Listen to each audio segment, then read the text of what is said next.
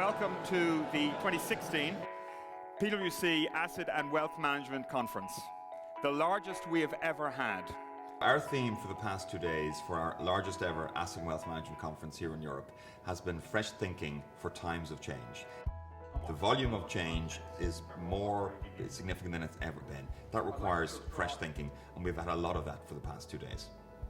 I think there is tremendous opportunity to build trust and to deliver for investors. Well, the opportunities are very clear. We're in a very much of a low yield, a low growth, a low return world. And for investors to be able to meet their goals, they're going to have to do better than just simply parking their assets in cash or even just in passive alone. There's going to need to be opportunities for alpha generation, and I think active managers can deliver that in tandem with passive investments as well.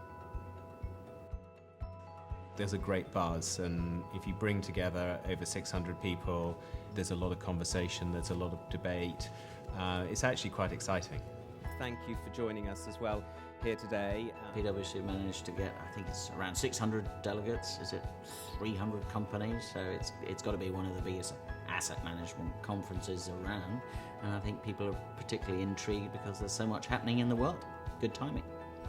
Lots of change going on, increasing complexity. Well, I've just been chairing the CEO panel, and when the questions came through from the audience, they generally were more negative than positive in terms of the outlook. But actually what the CEOs did really nicely is to say you've got to kind of cut through some of the negativity and some of its noise and focus as well as on the opportunities, of which there's significant opportunities in the industry.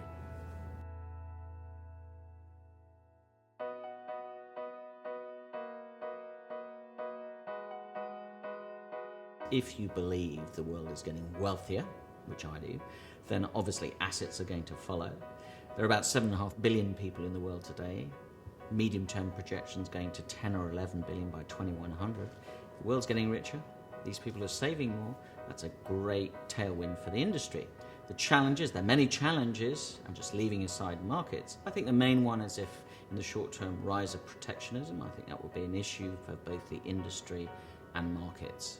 And then there's the longer term issue of time horizons, overcoming short-termism amongst all the players in the markets. I think one of the things that came out of the conference, both in the CEO panel and the session and the panel I ran, was in fact I think people have been focused historically on the developed markets economic risk. So what's the risk of change in China or Russia, etc. When in fact I think people have now realised with the events of 2016 that the developed markets have political risk in them, and you need to factor that into account as an asset manager.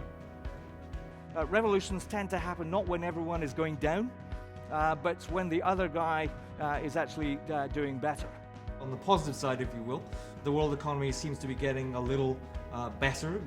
More negatively, there's clearly rising political risks, so we've seen that in the US, here in the UK with Brexit, potentially later with elections throughout Europe, France, Germany and so forth. The policy balance is changing.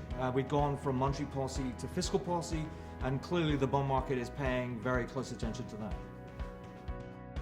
I think what people will take away is, despite all of the changes, be they technology, geopolitical, demographic changes, there are great opportunities for the industry. But adaptability is key. So to take advantage of those opportunities, the ability to adjust, to amend operating models in some cases is absolutely key. If firms do that, they will be successful. But standing still is not an option.